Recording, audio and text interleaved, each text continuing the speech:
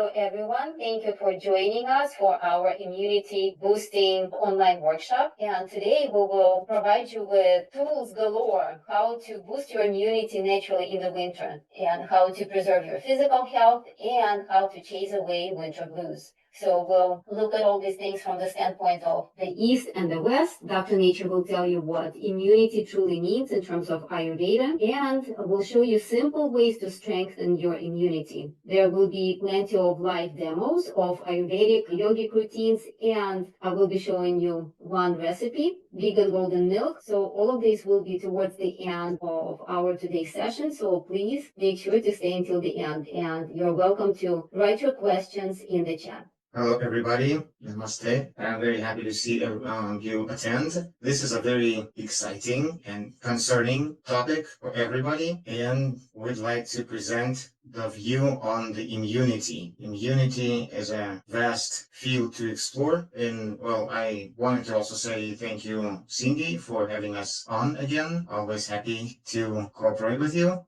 All right, so what is the immunity? And we'll start with two perspectives on immunity, Western and Ayurvedic Oriental medicine.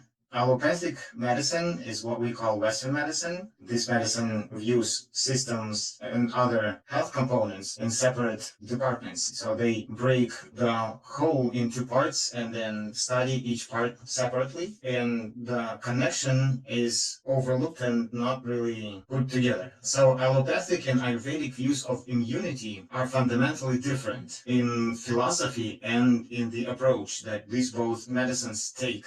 Allopathic medicine focuses on specific and only biological mechanisms to fight and kill pathogens. This is the baseline for understanding the immunity. Whereas Ayurveda adopts a holistic view, which emphasizes the overall balance of vitality and enhancing the natural mechanisms to provide the defense to the body. This defense in Sanskrit, the sheath of defense, is called Shakti Kavacha. So this is what Ayurveda is focused on. It's about being responsible for self. Whereas allopathic medicine views root of the disease as the threat and tries to focus on killing the pathogen. And in this sense, the action of killing, even if we're killing bacteria, cannot really bring health to another. It cannot enhance the immunity. This is the fundamental difference between these two. Allopathic medicine views the immunity as science-based understanding of complex networks of cells and proteins, components of the physical body that come together to defend the body against certain pathogens and infections. The features here would be philosophy. So the philosophy of Western medicine is to focus on specific mechanisms which are of the biological, physical body nature. Whereas the view of the immunity by Ayurveda focuses on overall vitality and the balance between the three expressions of life: body, mind, and spirit.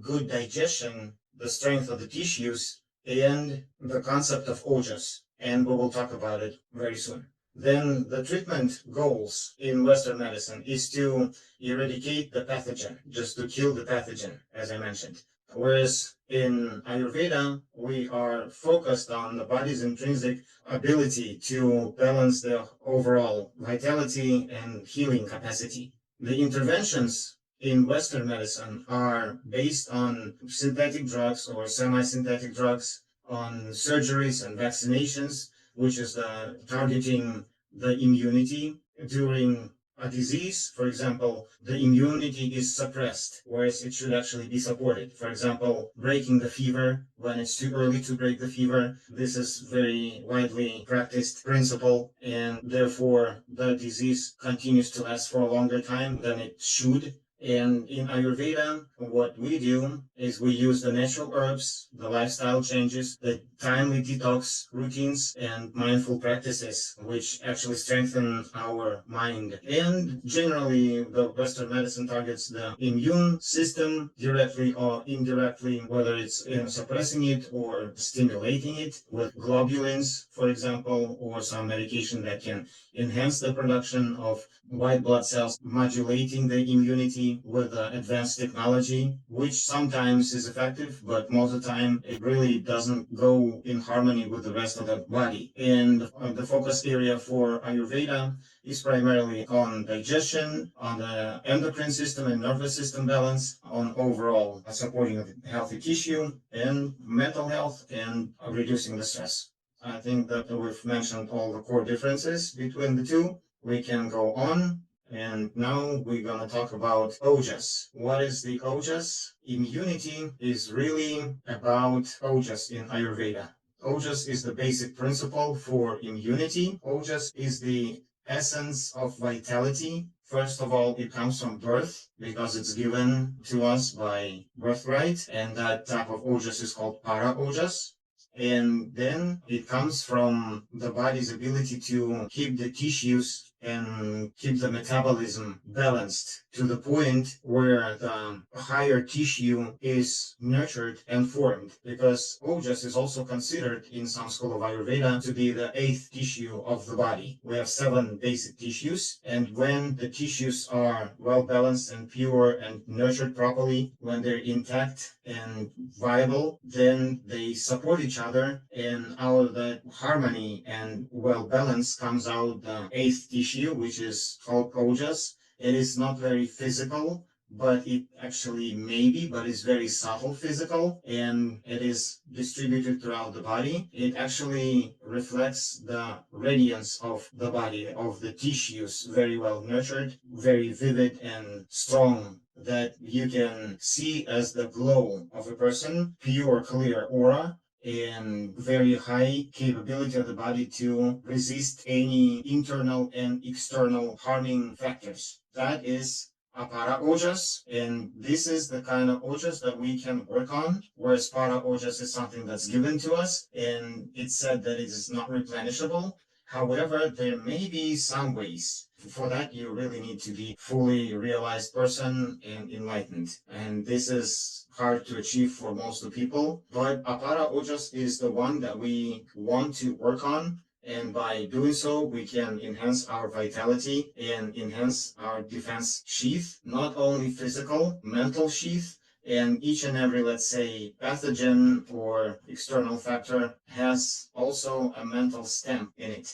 And this is how our immune system will recognize in the future, after having come in contact with an invader in the form of pathogen or in the form of a circumstance, then it will be able to resist it and repel it. Apara Ojas is circulating throughout the body. The quantity of it is half of the hand cup. In Sanskrit, it's called Anjali. It is inferior Ojas because the Ojas of the body, whereas the Para Ojas is the Ojas of the consciousness. The Para Ojas, it is responsible for longevity reserve. So it's the all overall energy reserve that we're born with that will be spent throughout the life. And we want to preserve that, even though it's not replenishable, but it's preservable. Even if we cannot replenish it, but at least we should not waste it.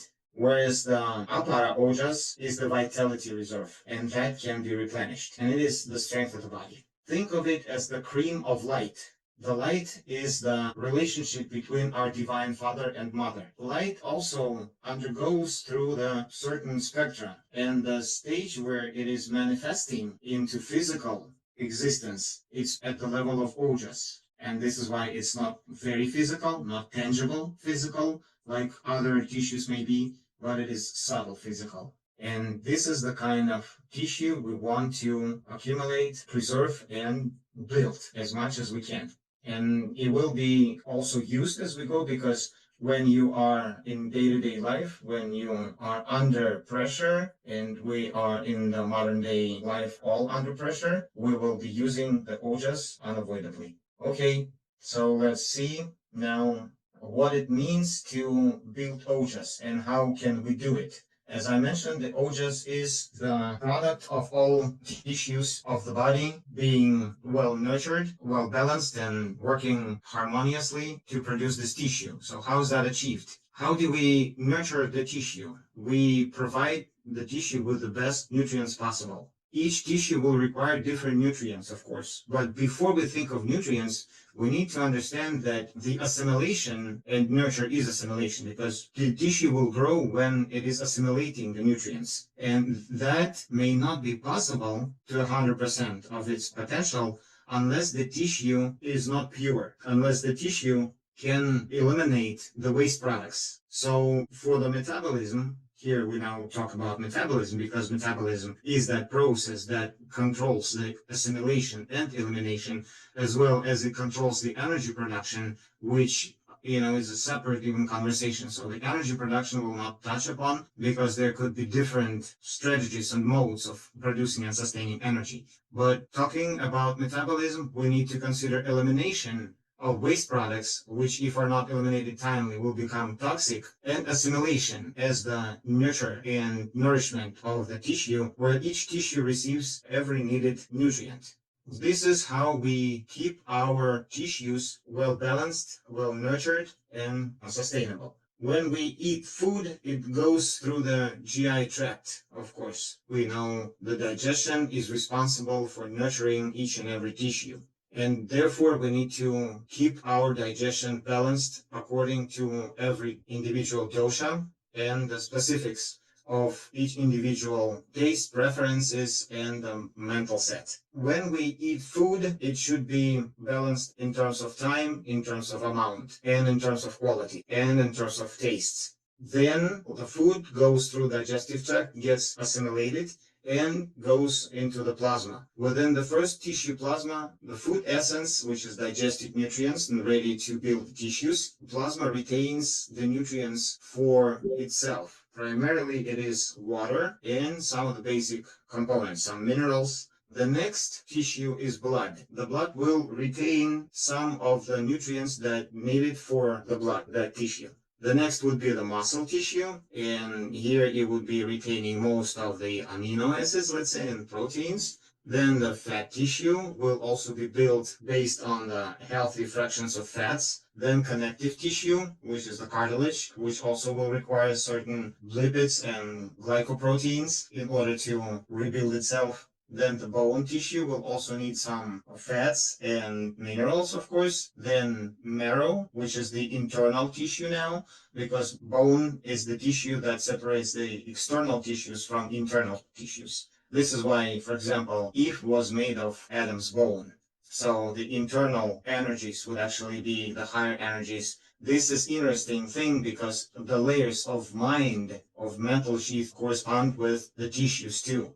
Marrow will be the blood-producing tissue, will also require proteins and fats. The higher the tissue, the more dense it should be in terms of the qualities of proteins, because the physical tissue has to sustain high mental vibration. The higher the mental wave, the stronger the tissue, the more dense the tissue has to be in order to sustain it. For example, like brain, the highest the vibration, the densiest the tissue. See how they correlate with each other? And this is why we really want to pay attention on how we are building the higher tissues, the marrow, the nerve tissue, and the genital tissue. The neurological tissue is the brain itself. And the brain, the neurological tissue, will not be as strong and properly composed if the rest of the tissues are suffering and are not adequately nurtured either. So in order for us to attain the stability of the mind, we need to be able to build and adequately balance the higher tissues. Then the genital tissue.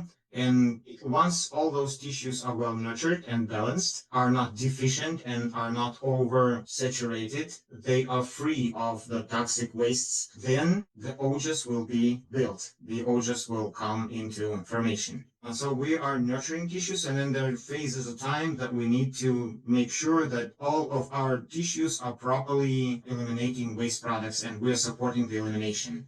All the waste products will drift from the tissues, and when we talk about tissues, we need to understand the cellular level, because tissues are made of cells. So we have intracellular debris and waste products that need to come out of the cell into the extracellular space, and then from the extracellular space out into the lymphatic and into the external environment. So this is the way that we build ojas, through the tissues. So Shrotas here are the organ systems, and they are eliminating as well as they are assimilating.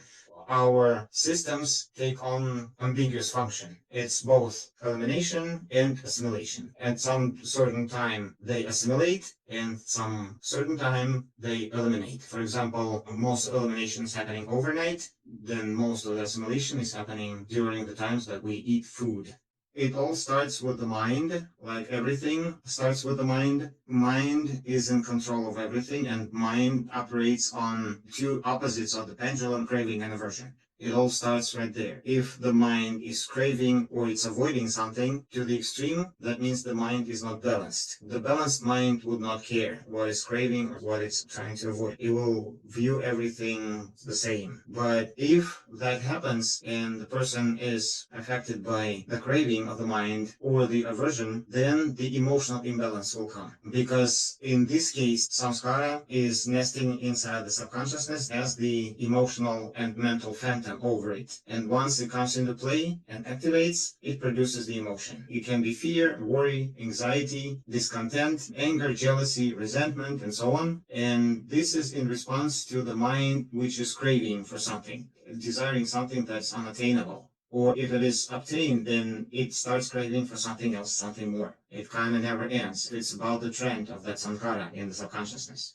So once this emotional imbalance happens, it leads to affected digestion, which leads to affected neurotransmitter production. Digestion actually produces a lot of neurotransmitters. For example, somebody who's in fear, of course, will have some GI dysfunction. Also, what emotions do, they produce free radicals. And that is even independently from the nutrition or from the digestion. Free radicals, they are just emotions that are transformed into ion surges because our mental body is electrical. So we will end up with the imbalanced surges of electricity, which will then be physical manifestation of ions, which are deficient of electrons, free radicals, affecting our physical body by creating the oxidative stress inside the body. And that will lead to high acidity, and high acidity will lead to suppressed defense mechanisms. It will be increased susceptibility to pathogens, of course, and depressed immune response. So this is how immunity depends on the mind and how it is affected by stress. In order for us to eradicate the root of the stress, it's not just enough to eat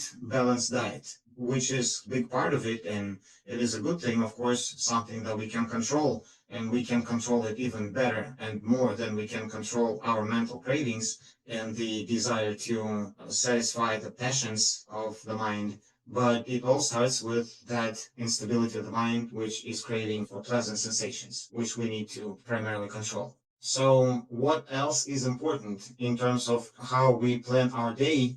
Because the schedule and regimen are very important. We need to take foods, herbs in certain time of the day, do certain routines during certain time of the day. How do we balance it all? So the first thing we need to be concerned with is the morning routines, because day starts with morning routines. They set up the rhythm for the day, and we want to be more responsible in the morning. Here you see circadian rhythms, which is called dinacharya. In Sanskrit, dinacharya means going about the day, pretty much the same as circadian, is just translated in Latin language, I think. Circadia. Certain energies are ruling certain times of the day, like the morning from, let's say, sunrise, about 6 a.m. to 10 a.m. is the kapha time, so it's the heaviest time of the day, and during this time, we want to do cleansing because the toxins have regurgitated from the organs, from the systems, from the tissues. They regurgitated back into the elimination pathways, into the kidney, into the plasma, into lymphatic, and into, most importantly, they regurgitated into the digestive tract. So before having breakfast, we need to get rid of those regurgitated toxic substances. When you wake up and you look at your tongue, for example, and you see the coating over time, that has regurgitated overnight. So before you take the nutrient in that can actually be absorbed into the system, you need to help your body get rid of these regurgitations. And cleansing routines are important to do in the morning during this time, from 6 a.m. to 10 a.m. So we'll talk about those routines. They are morning 3, it is the oil swooshing, tongue scraping, toothbrushing, of course, and everybody's doing that. May not be do tongue scraping, but this is essential. Then before intaking the nutrition, we need to flush the intestinal tract with lemon water, maybe with some digestive spices like ginger, for example, that can digest the toxins. They're also toxin digesters for the intestinal tract, so they will be able to functionalize and remove the toxin that have regurgitated overnight and flush the intestinal tract. Then we might want to do some exercises or yoga, which will be helpful. And then we may take some herbs and teas or drinks that will help our liver to expel the bile even before you eat. And that will actually help to wake up the digestion and get it ready for the nutrient absorption. And only then we are good to proceed with nutrition. It's important for winter time to be nurtured for all the doshas. It's not the best time to detox, of course, but we need to know how to balance the nurture and detox well, that both of them are effective and produce good results for better outcomes, for better ojas quality and production, and for better immune mechanism, for better defense, especially during winter, because we know that if the body's ability to defend itself are compromised, then it will go down with disease. So nobody wants that. Therefore, the breakfast for different doshas may be a little different. We'll talk about just in a few minutes. But breakfast is needed during winter time, but it may be a later breakfast. Then before lunch, we want to maybe take another set of herbs and drinks, and then we want to have time for lunch and sit down for lunch, be well focused on what we eat, how we eat, because it's important how we eat, not only what we eat. Lunch is the time where we can nurture the most, have most of food in a state of relaxed mind with all the senses focused on eating the food. This is Pitta time of the day from 10 to 2. After that comes Vata time of the day from 2 to 6 p.m. During this time, we want to do some physical activity and have a little snack. But for Vata dosha, for example, it can be a full meal for dinner. But for Kapha dosha, it can be just only one reducing drink and maybe even skipping dinner whatsoever, and then being able to engage in activities that can distract and reduce appetite, distract the mind from food. Generally, what's good is not to have snacks, but for, again, Vata dosha, it may be essential to have another snack during the day, and just limit your time for food from 6 to 8 hours the most. 6 hours is the most optimal, and I'm talking about intermittent fasting. From 10 a.m. to 4 p.m. would be enough for the window for Kapha to have 2 meals and not have anything beyond that. The evening activities, which could also be pacifying before going to bed. Okay, so this is the way that we want to look at the times of the day versus activities, how we put them together and benefit. The next slide will talk about recommendation for winter nutrition. So we've gotten to talk about food for each dosha. This is how we see the nutrition for better detox effect and support of the tissues. For Vata dosha, breakfast can be an early thing, beginning at 8, 9 a.m. For people who eat cooked food would actually be fine to have whole grains with spices. Spices should be warming. If they're heating, well, warming, heating, let's just put them in the same category. You will know what's heating because it's going to be too spicy. So a lot of people should actually avoid too heating. But if they're taking with some cooling grains like oatmeal, for example, then heating spices are okay too. Also, that can be good to do the alteration with a cooked fruit. For example, like apple pear stew with some spices. And the food should also have adequate moisture, be unctuous, in order to balance Vata. And this would be the idea of healthy breakfast for Vata. Vata will probably have little amount of food because this is what they tolerate, but to whatever the appetite calls for, you can satisfy it. For people who are on raw nutrition, we'd recommend have sweet fruit and fruit and berry smoothie of smoothie bowls with the sweet and pungent herbs. So that would be the idea for breakfast. For lunch, would come between noon and 2 p.m. For people who eat cooked would be grains and legumes with spices and vegetable proteins. There's a lot of vegetable proteins. We'll talk about them. Miso soup would actually be very balancing. Coconut meat or coconut oil, Coconut meat also needs to be spiced. Like everything should be moderately spiced. The good thing is to have the great root vegetables. The key for raw nutrition would be to chop and grate and shred their food, raw vegetables, very finely. Then sprouted seeds, sprouted nuts, things that need to be sprouted, legumes, they all need to be sprouted. Even before cooking, you might want to sprout your grains and legumes. Not just soak them, but preferably sprout them. And then you may also have the loaded green salads or vegetable salads with avocado with oils and spicy dressings. Dinner can have the baked root vegetables with oils and spices again, and salad, some baked vegetables, root vegetables, and if Vata dosha is imbalanced and it wants to have more a substantial meal, it can also be protein. So dinner may be a smaller version of lunch. For drinks, we recommend for all doshas, we recommend kind of the same thing with maybe a little deviation in their herbs and spices according to each dosha. Immunity tea before breakfast, warm, and that is actually cleansing and it's appropriate for season. Then green smoothie with blood and liver cleansing herbs before lunch, about 30 minutes. Golden milk, which Irene will show you how to do, is good to take before dinner. Or for Vata dosha, it may also be essential to take it before going to bed to have a better sleep. So for Pitta dosha, breakfast can start a little later from 9 to 10 a.m. And we do not recommend legumes and grains for breakfast. Better go with cooked fruit and cooling spices like mint, peppermint, and we'll have the list of spices later. And or if for people who are on raw nutrition, sweet fruit, berry smoothies without any spices really.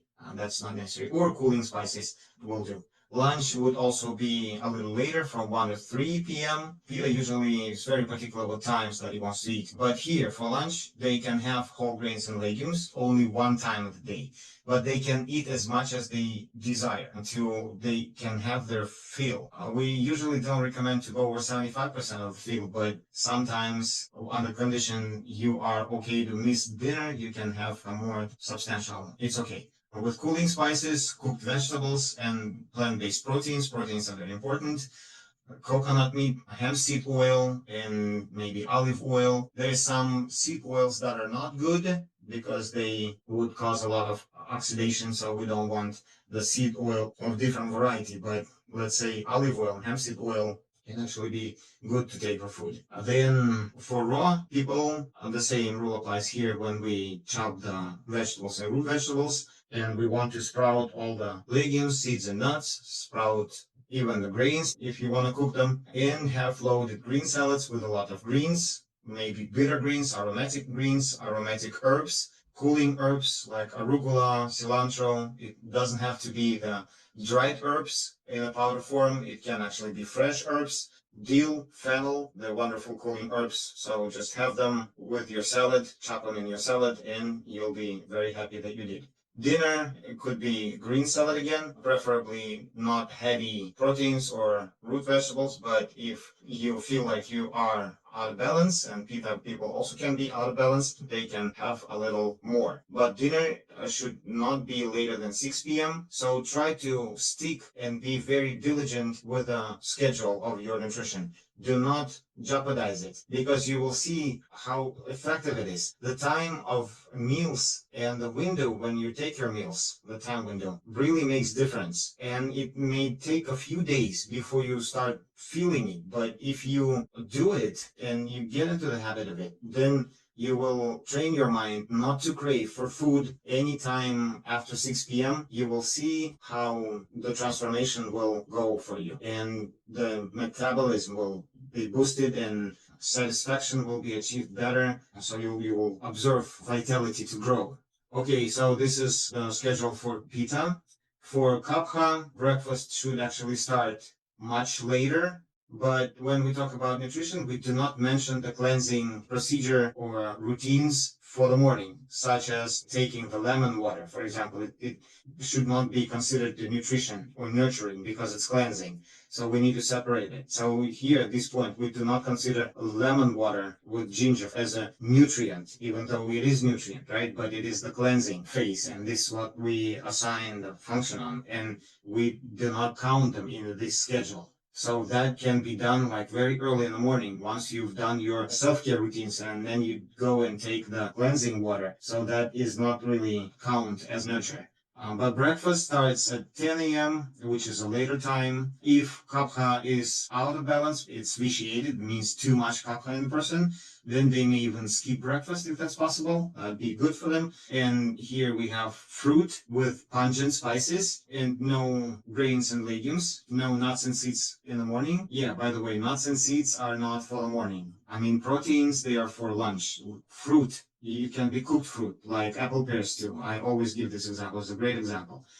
There can be some other, like the prunes. You can make that. That's for kapha would be excellent. For vata, it would also be excellent. But for kapha, it should come with the pungent spices, stimulatingly spicy. And though kapha may not like it because it likes sweet and soft, tender taste, but here we punch it out with pungent spices. Kapha may be shocked with it, but we need to balance it, and usually the vitiated energy doesn't want to be balanced, and we still need to counterpart it and produce that balancing effect. So for raw people, sour fruit juice would actually be in order, and fruit and berry smoothie with pungent herbs like cinnamon, cardamom, nutmeg, that can actually be good stimulating herbs. Then for lunch, cooked food can be include grains and legumes with spices. We always pursue warming and heating spices for kapha.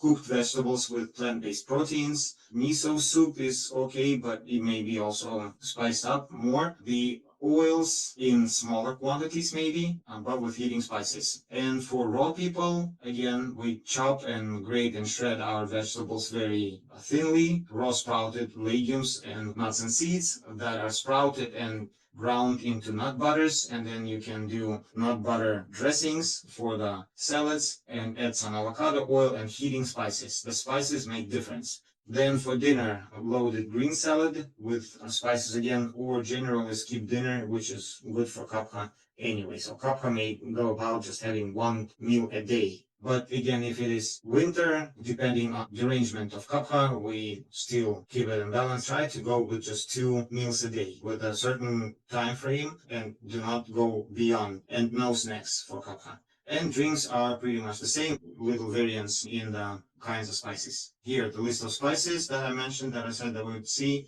Digestive spices, they are called dipanas. They can be cooling and warming. Cooling are primarily for pitta dosha or to balance the heating spice. So you can put cooling spice and heating spice together to bring it to the balanced ratio. That is also possible. And this is the list of those spices. You can see them here. Then the blood and liver cleansing herbs and spices, they're called alternatives. They're usually bitter and astringent. Some of them may be adaptogenic, which is guduchi, for example, is adaptogenic, and it's also blood cleansing and liver supporting. Golden seal, Bhumi amalaki, which is the type of amalaki, which is Indian gooseberry, which has some astringent taste and also very purifying to the blood. So we want these blood cleansing herbs, a few of them, the ones that you may actually like, add to your green smoothie. And be careful to do it during winter. Don't do too much, but still do it, especially for pitta people who want to balance their liver. For kapha also. And for vata dosha, we want to not use them much. However, some of it still may be considered, like Brinraj, because Brinraj, the last one, that is balanced for all 3 doshas. Guduchi, that can be used for vata people. And aloe vera gel can also be used for vata people in increments. Don't do over 2 weeks in a row for aloe vera, because then it becomes drying and vitiating cold and dryness. But the first 2 weeks, if taken in moderation, it can actually be nurturing and moisture building. But for pitta, all of these herbs are good and they can be used in green smoothie. Adaptogenic herbs, or ojas building herbs as they consider to be, are on the other hand are good for vata. They're also good for pitta because they're all balanced, and for kapha too. And these adaptogenic herbs here, ashwagandha is the famous herb. We know it's wonderful rasayana for muscle tissue and neurotonic too. Then red maca has full spectrum of essential amino acids. Bala is very famous herb for the strength building. Ginseng is not Ayurvedic, it's more traditional Chinese. So all these herbs are excellent to build the ojas. Use those in golden milk or in evening hemp seed milk, evening milk. Use them in your protein shakes. Hemp seed or hemp seed powder, which has up to 70% of protein in it, with all the spectrum of essential amino acid. You may add spirulina, which we'll see in the next slide, which I think is almost the last slide. So let's go on. Here we have vitamins and supplements that we recommend that are essential for winter season for all doshas in general. So as far as minerals go, Shilajit that provides almost full spectrum of minerals, macro and trace minerals, and seaweed. So seaweed does the same. The different types of seaweed available, from nori to Irish moss. Then as far as separate minerals, you can use selenium, is a good chelator for heavy metals from higher tissues, from neurological tissue. And then zinc is very important mineral to build the immune cells. However, zinc interferes with absorption of copper. We don't want to pair them up. Therefore, zinc should not be taken for an extended period of time. Take it for a few weeks and then give a little break, and then take it maybe once more, and then maybe third time during winter. Iron is important for people who are low in iron. And for iron supplementation, we recommend taking ionic iron or liposomal form of iron, as well as maybe for other supplements, liposomal form is good. And then magnesium, also very important mineral, which we should not generally be deficient of, but sometimes we do get, especially people who eat cooked food and do not eat much of the greens. So that would be also essential. When we talk about iron deficiency, it's also important to mention parasitic invasion that we all need to diagnose for, or as a good practice, take the anti-parasitic program without having to diagnose for it, because parasites are common, and if you have animals around, cats and dogs and other animals, the chances that you have parasites are almost 100%. So, and then once you've taken a parasitic program, that does not guarantee that within 2-3 months parasites don't come back. So make it a routinous habit to take parasitic program maybe once every year on annual basis. Then fat-based vitamins, which are the most essential, vitamin D and K2, they taken together. And that's mostly concerned for vegan people and raw foodists, but vegetarians sometimes are also depleted, as well as the conventional eaters may also have the deficiency of vitamin D3. It's not uncommon. Then another essential fat is omega-3. Omega-6 is also kind of essential, but omega-6 can be found in most of the vegetable oils, so that may not be a concern, but omega-3 needs to be paid attention to and needs to be taken first thing in the morning. Before you take any other fats, take omega-3, because omega-6 compete with omega-3 for receptors. And if you take omega-6 first, then omega-3 will be useless. And vitamin E. It's also essential vitamin to take during winter. So those are fats, and the water-based vitamins would be vitamin B complex, B9, and B12 are most is important. However, just take the B complex vitamin and you'll be fine. And B12 may be separately, especially again, for vegetarians, vegans, B12 is deficient. We may need to supplement it. Vitamin C, and we know how important vitamin C during winter season and for immunity and for iron absorption. So you may take iron with vitamin C first thing in the morning and take iron separately from anything else, because iron would not actually be absorbed with any other minerals or most other minerals, and it only tolerates vitamin C taken along with it for absorption. Then amino acids, peptides, we also recommend hemp seed and spirulina. Spirulina and hemp seeds, they have all spectrum of essential amino acids. All you need to do, well, spirulina is actually a leader of the protein content. It has more protein than anything else. So don't worry, you will have all your protein requirements met if you take spirulina. Just don't overdo it either. Don't go for more than maybe 1 to 2 teaspoons a day, condition that you take some other proteins too. Red maca has essential amino acids, and nettles also has them. So these are all the proteins that you really need to. They are simple peptides. They're not complex proteins. They are very easy to absorb. Other supplements we may recommend on individual basis: enzymes, coenzymes, and some other medicinal compounds, mushrooms, and so on. We'd recommend that on the individual basis, depending on what conditions are and the need for those supplements. All right, so this is the way that we support our tissues. This is the way that we build our immunity. And which is the last slide for me before Irina starts with demonstration is meditation. Meditation is the mental practice that we want to also be engaged in for the best results, because everything again starts with the mind, and where the mind is, this is where the energy is, where the attention is, and the attention is the faculty of the mind that we want to invert in meditation. And first step that we do meditation, that's the easiest one for people who are not familiar how to meditate and what are the practice of meditation. And I mentioned most essential meditation practices here. So the first one to tap into meditation is a deep relaxation technique. All you need to do is try to relax your body, observe your even breathing, labored breathing, and observe how deeply your body is relaxing. Be attuned with that and do it for a few minutes a day. This is just the first step to meditation. It all starts with deep relaxation. The better the relaxation practice, the better meditation experience you will acquire. And then Anapana meditation, when we begin to focus our mind to sharpen our attention to a single spot, which is the breath, where the etheric channels meet at the point of tip of the tongue and the spot behind the upper teeth, and observe how we breathe. This is not the pranayama technique. Anapana is the mental technique, is the meditative technique. It's the observation. It's not so much breathing, it's observation of natural, unlabored, unaltered, uncontrolled breathing, with the purpose of sharpening the attention to a single point and sharpening the mind, pulling all the strength of the mind to that single point. Then the next level is Vipassana meditation, when we begin to survey each and every part of the body with that sharpened attention and stable mind, which happens at the level of Dharana or Dhyana, where the senses are pulled in and controlled. The focus is very sharp and high, and this where we can begin surveying the body up and down.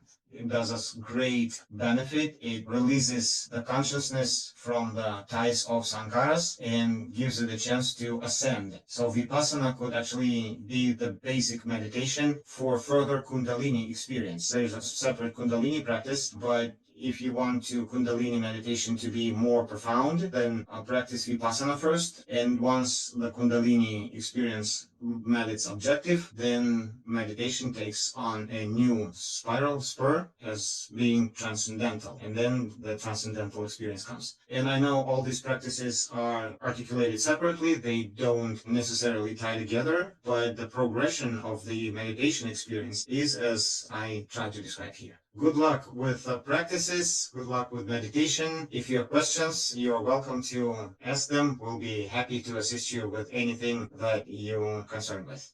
All right, I'll let Irina now take over. Thank you very much. Okay, so Dr. Nature mentioned 3 immunity boosting drinks. So let's go over the ingredients and the preparation method. You are welcome to take a picture of the screen, or you will also have a recording of this workshop. So immunity tea, 1 to 2 cups of filtered water, half a teaspoon of cinnamon, 1/4 teaspoon cardamom, half teaspoon of ashwagandha, half teaspoon of licorice powder, and you can also add fresh ginger. The way we do it is we do not boil. Try not to boil anything. So we bring the water up to a near boil and then pour it over the ingredients. Cover and let sit for some 15 minutes. And try to enjoy it warm. The best time to have this tea is in the morning between breakfast and lunch. You can also put it in a thermos and take it with you anywhere you go. And just let me mention that some of the benefits of the immunity tea are that it strengthens immunity, of course, increases circulation, warmth, and supports the respiratory health, and also helps the digestion as well. Green smoothie, water, the desired quantity, 1 to 2 cups, a handful of fresh greens. We recommend using baby greens such as spinach, arugula. You can also use parsley. Cilantro is more cooling, so maybe in the winter time it makes sense to use parsley more. Dill, so these are some of our family favorites. 1/4 to a half of avocado, grate some fresh ginger. Or actually, if you're blending this whole mixture, you don't even have to grate it. lemon juice, 1 to 2 teaspoons. Again, see what works for you. Some people like it very sour, some people like it less sour. Spirulina chlorella. So this is the secret ingredient that makes this otherwise cleansing drink a very nourishing one, suitable for winter. So just combine all the ingredients in a blender and blend until smooth, and try to enjoy it as soon as you make it. Otherwise, it will keep in the refrigerator for just a little bit, not even until the following day. So try to drink it the same day. And to make smoothies like this, we recommend a vacuum blender to avoid oxidization. Okay, vegan golden milk. If green smoothie is best taken before lunch or in the middle of the day, then golden milk is best taken in the evening. And of course, if you cannot do all 3 drinks, that is completely fine. You can do vegan golden milk in the morning as well and drink immunity tea in the evening. These are just, our recommendations. So 1 cup of water, 2 to 3 tablespoons of hemp seeds or almonds. If you're using almonds, you need to soak them or even sprout them. A few dates. I like my golden milk sweet, so I add a little more dates. 1 teaspoon of turmeric powder, pinch of cinnamon, nutmeg, black pepper, fresh grated ginger would be a very nice touch. You can also use ginger powder, but please be careful with it because it's very heating. So if you are Pitta dosha, for example, then you should avoid it. If you are Kapha, then you can get away with using it once in a while. So combine all the ingredients in a blender again and blend until smooth. And then you can warm it up. Just don't boil it, because then you will destroy all of the nutrients in the golden milk. So just warm it up sufficiently and enjoy. Okay. So now we are getting into our Ayurvedic and yogic cleansing and immunity boosting routines. So let's start with Gandusha, or it's also called oil pulling. It's a traditional Ayurvedic practice that involves swishing of the oil in the mouth for a certain period of time. Experts recommend 3 to 5 minutes, but some sources say you can do 15 to 20 minutes if you're short on time. So even, a 3-minute oil swoosh would do a lot of good for you. So Gandusha is believed to have many health benefits, including oral health because it reduces plaque and bacteria, improves gum health, freshens the breath. It has a detoxification effect because it draws out toxins from the mouth and the body as well from the digestive tract, and supports the immune system. It helps to reduce inflammation, strengthens teeth, improves the digestion, and as I mentioned before, strengthens immunity. Now I will show you how to do the Gandusha. Okay, you would do Gandusha or oil pulling first thing in the morning when you wake up, before you eat anything, before you drink anything. Just take a tablespoon of the oil and swoosh it around, just like that. And then when you spit it out, don't use the sink, but instead use a double-lined trash can. Your sink pipes will thank you. So this routine you can do daily. We have been doing oil pulling for maybe 10 years every single day. And now whenever we don't do it, it just doesn't feel the same. Okay, now let's talk about tongue scraping. So tongue scraping is an oral hygiene practice. It uses a small rounded tool to remove accumulated bacteria. I will show it to you. So it helps to remove bacteria, food debris, various dead cells, and fungi. So anything that accumulates on your tongue overnight. So we do tongue scraping right after you do oil pulling, because oil pulling also draws out toxins and it prepares them for being eliminated. And this is when this tool comes in and just scrapes everything off. When we do tongue scraping, we do not only remove the toxic buildup, we also massage our internal organs, because our tongue has receptors that connect our tongue to our internal organs. And by massaging our tongue, we go from the back of the tongue to the front of the tongue, and we do the sides. So that way we are jump starting all of the bodily functions basically.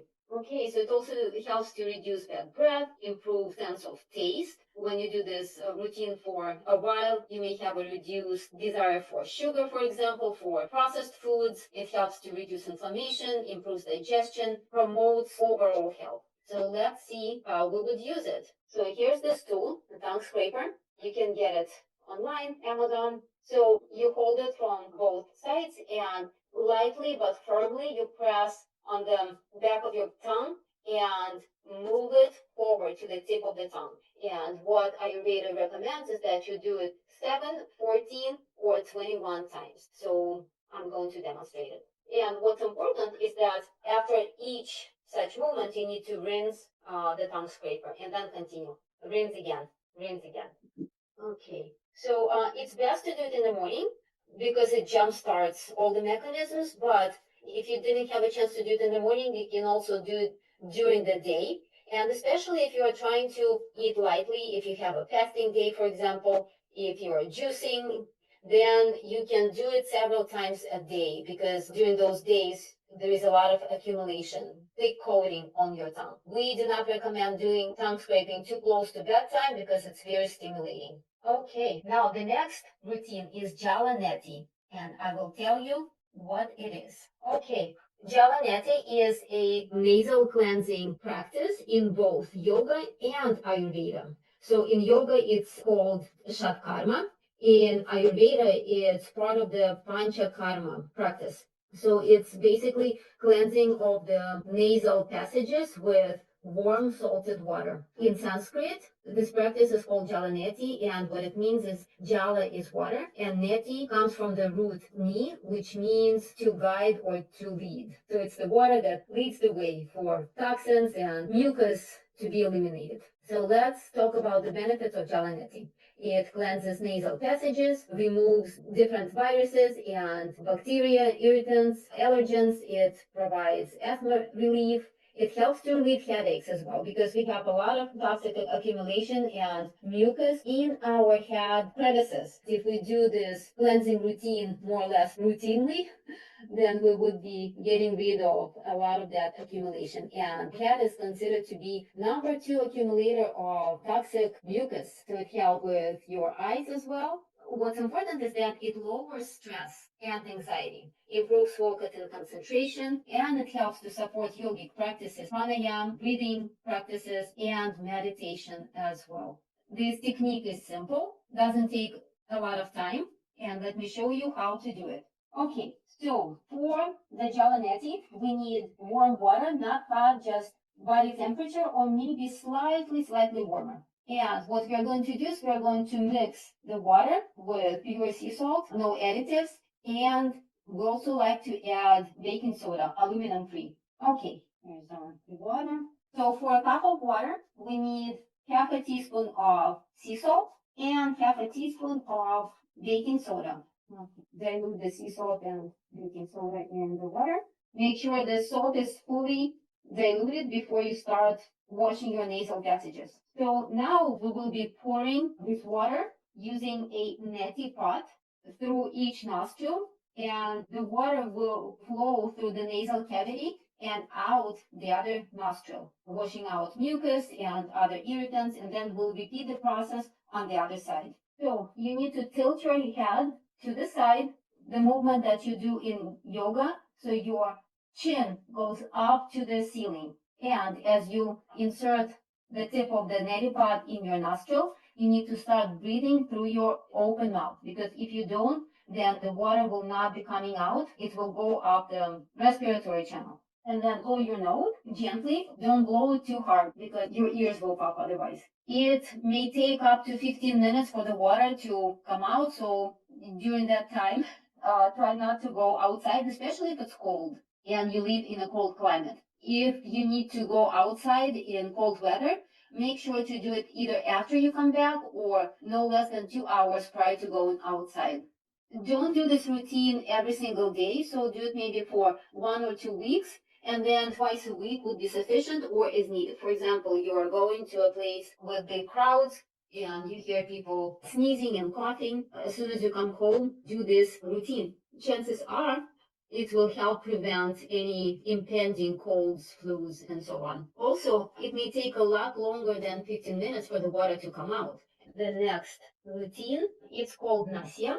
And what it means is installation of oil drops in your nostrils. It's an Ayurvedic practice. In Sanskrit, it means relates to the nose. There are a lot of benefits associated with this practice. It's used to lubricate nasal passages. It promotes clear breathing. It's believed to nourish the mind, pacify the nervous system, and it also improves vision and voice quality, talking about improving senses. So lots of expected benefits and lots of some surprising benefits as well. And also it supports the yogic practice. What the most notable benefits are is definitely that it helps to pacify the Vata dosha. Winter time, this is the Vata dosha domain. It's a drying season, so it definitely helps to have your nasal passages lubricated, but the mental effects are tremendous from this small little routine. We do it after neti, no less than 15 minutes afterwards, because we want to make sure that most of the water comes out before instilling the drops. Okay, and let me show you how to do this routine. The oil needs to be warm. I know are using candle warmers to warm up their oil, but you can also use hot water. Just place your glass bottle with the oil in the hot or warm water for a few minutes. And it only takes 3 to 5 drops of oil in each nostril. So we do one by one. And after you do one, keep your head tilted for a few seconds, 10, 15 seconds, so that the oil has a chance to penetrate a little deeper. When you do the neti before it, you will see how much faster the oil will penetrate deeper. What was the type of oil you were using? We recommend using organic sesame oil. It's the most universal one. It works well for all three doshas. Also, there are some herbal oils. So if you look up herbal oils for your specific dosha, I'm sure that you can find some options. Okay, now let's talk about gargling. Gargling is washing of the mouth and the throat with liquid, and we will be using the same saline solution with sea salt and baking soda. And the trick is to keep it in motion by exhaling through the water. If you haven't done it before, it may be an acquired skill. We all did it as children. So this is the first thing that your parents, your grandparents teach you. Let's talk about the benefits real quick. Gargling helps with oral health and hygiene. It reduces bacteria and plaque, freshens your breath, promotes healing and soothing of the gums, balances pH levels inside the mouth cavity as well, washes away food particles, it helps with cold, flu, and allergy symptoms. It is believed to be very effective at warding off those viruses. You know, when you have a scratchy throat and sore throat, if you do this several times a day, for 1 or 2 days, chances are the cold will not even touch you. It has been tested many, many times. So it definitely works. Let me demonstrate it for you. Okay, so here's our, we need to mix salt and baking soda into it. Okay. When I do these cleansing routines, and sometimes we just do it for all the members of the family, so I just warm up a whole pot of water, and we do one routine after another, and we are done. So it doesn't take a long time. It takes a long time to explain it, but not to do it. Okay, so I will take a big gulp of water and then I will hold it in my throat without swallowing it, and I will exhale through the water, and you will hear that gargling sound. And you just repeat that. Use half a cup to 1 cup of water. And we only have 2 more things left. Okay, Abhyanga, Ayurvedic self-massage, or it's also called whole body oleation. It involves using warm oil. And again, we like using sesame oil because it's so universal and it fits any dosha. So it is a very ancient technique. It restores balance in the whole body, so physical balance and mental balance as well. We've had all kinds of experience with this, so it definitely helps to pacify the nervous system and relieves pain, stiffness, and promotes a great deal of relaxation. So one of our long-term clients and a very good friend as well, she lost her child. It has been extremely difficult for her. So finally she asked, what can I do? And we recommended the Abhyanga massage. And she wrote to me just recently that it made a world of a difference for her. So even in that kind of condition, in that kind of situation, this technique definitely works on pacifying the mind and relaxing the body. Also, it detoxifies the body because it's oil, so it pulls out the toxins. It helps to balance the doshas, of course. And what's also important is that it seals in moisture. Again, winter, it's a drying time. The skin feels dry. Sometimes people use toxic creams and ointments. This wonderful natural technique definitely helps a lot. What you do, let me demonstrate it. Here's our oil. I had it in warm water. So again, the oil needs to be warm in order for it to work its magic. Okay, so it's a whole body technique. We need to exfoliate, apply oil to the entire body. But before we do this, what we recommend is that you take a shower and you exfoliate the skin, the whole body. You can use cotton face towel, for example, that works well. It's not too rough and it's not a silky gauze, so it definitely has the lymph moving. It also opens up the pores, which is what we want. So rub yourself gently but kind of firmly so that your skin reddens. And after you're done and you're dry, start applying the oil. We start from the periphery going to the center. And then so starting with lower extremities, upper extremities, then the head, also do the scalp. Your hair will be oily, so be prepared for it. So maybe do it in the evening so that you can take a shower in the morning. And then after you do the head, you do the chest and the tummy, the whole abdomen. Use gentle strokes and just go up and down, and circular motions on the joints and the inside of the joint. And again, up and down, circular motions on all the joints. It's great for your beauty and a wonderful glow as well without any toxic makeup. Okay, any questions about that? Let me just wipe my hands. And we have one demo left, which is the hemp seed milk, or the vegan golden milk rather. All right, so here are the ingredients. In this particular demonstration, I'm using hemp seeds because we just like hemp seeds. Our kids don't really like the taste that much, but they drink it anyway. And we like the taste and the benefits of the hemp seeds because it's just the most suitable protein for a human body. It's so bioavailable. Hemp seeds, 2-3 tablespoons. We have our filtered water, 1 to 2 cups. Then we'll use 3 dates here. I pre-soaked the dates so that we don't have any chunks in the milk. Black pepper, cinnamon, nutmeg, and turmeric. And I'm also using ginger. I just like this combination of sweetness and spiciness. You can also use hemp seed protein. So here's something that we like to use, organic hemp hearts protein powder. And if you're interested, we can share the link with you where we get it. Fat plant. Okay, that's great. So also, there are a few things that you're welcome to add to your vegan golden milk. It's the Vala powder, and Vala means strong, so it boosts our vitality. You can add ashwagandha, and Dr. Nature already mentioned it, adaptogen, and shatavari. So these are all the great additions to your milk. Okay, so it's best to warm up the milk and then enjoy it. You can use beautiful cups or mugs. You can decorate it with cinnamon, as you saw in the picture earlier. Make it look very pretty and glamorous. It is indeed a very glamorous drink in so many respects. It's delicious, it's nutritious, it's pacifying, it's nourishing, and it's really great for wintertime. So even if you live in a warm climate and you do not have a very severe winter, still temperatures probably drop in your region. So this is a great way to stay warm and cozy. Cheers.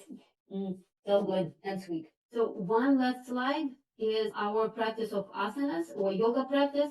What should we focus on? So the goals for our winter practice is inner warmth, improving circulation, and combating those winter blues. So definitely do a very thorough warm-up. It's essential. Joint exercises, make sure they're well lubricated and your muscles are warm. And then do a lot of warming and dynamic poses such as sun salutation, cat cow, dynamically flexibility building poses such as warrior two, cobra, triangle, and use long holds only after your body is very warm and dress in layers. Since we talked about immunity, it's important to also mention some acute care for impending colds and flus during cold season. And how do we manage that on the emergency basis? For example, if you see the signs that either your child or yourself are about to go down with a sickness, with flu, what you need to do is not wait until, of course, nobody probably wait, but until the temperature rises and you become feverish and things get a pretty heavy turn. What you need to do is stop eating food, number one.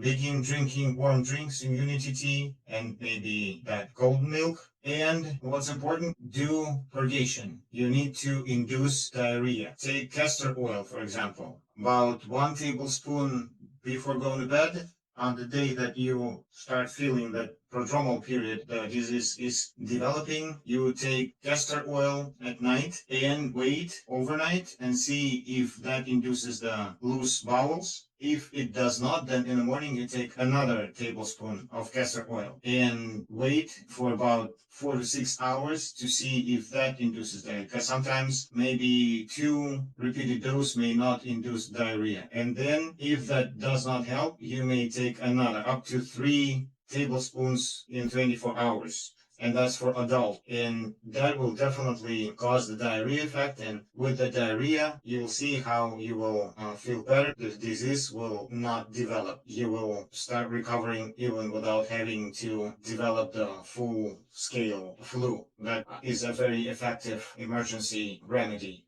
And drink warm drinks, stay in bed. You feel reduced appetite anyway, so no desires to eat food. Just go with these simple recipes and you will recover next day. Or within 2-3 days tops, you will be back just as fresh and new as you should always be. Yes, and we have been medication free for many, many years, probably over 15 years. We haven't used any medication. So these things definitely work. So please put them to good use. Cindy, would you like to say a few words about your yoga studio, where you're located? Sure, I'd be happy to. And I just had a question about the castor oil and your thought about adding, I know you said reduced dates, but just taste wise, adding, if those who eat honey, add a little honey or add some sort of like sweetener to the castor to have it be more gentle to digest. What would you recommend? Lemon juice? Yeah, I guess maybe lemon juice would be better, but well, if somebody cannot tolerate taking it completely and need some sort of sweetening after that, maybe not mixing them together because carbohydrates and fats are not good together. Honey and fats are not good Ayurvedically. Like, for example, honey and ghee is not a good thing to mix together. But maybe some dates after you take the castor oil. One more thing about castor oil is that those people who have compromised pancreas, then castor oil should be avoided. And in order to do the flush, take the milk of magnesia or salt of magnesia. Epsom salt induce purgation by using the Epsom salt. But castor oil works, and especially works for kids. Little sweetness, little fruit after that, it'll be fine.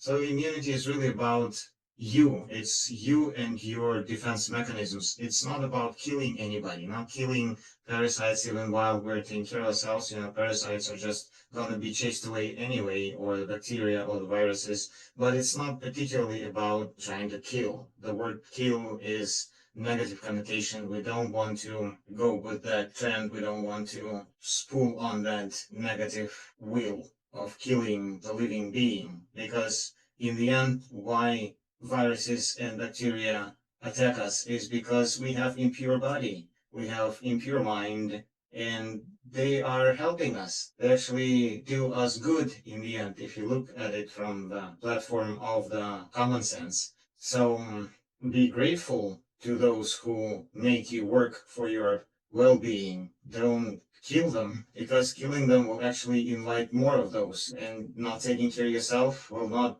make things better, actually make things worse. On the other hand, we want to be positive, and positivity is such that by taking care of ourselves, being concerning with your strength and your endurance, your well-being, that's primarily important. That's the priority. And games all the way. We're Yoga Body Elements. We're in the city of Chicago. We're a whole body wellness center. We do frequency wellness technologies as well with the Biocharger NG and the iPyramids iTaurus and infrared biomats. And we have weekly yoga sessions and cacao ceremonies and a women's circle and a hula hoop festival and lots of fun wellness activities to come and visit us. And so please do, if you're in the Chicago area or if you are visiting Chicago and looking for wellness opportunities during your travels, and love collaborating. So again, And for collaborating. And for those viewers who are not in the Chicagoland, do you offer online classes? Absolutely, yes. You can join. There's usually a virtual option. So weekly yoga classes you can join virtually, women's circle you can join virtually, kirtans you can join virtually. And if you don't see a virtual option, you can always text the Wellness Center 773-891-7071 and request a virtual option.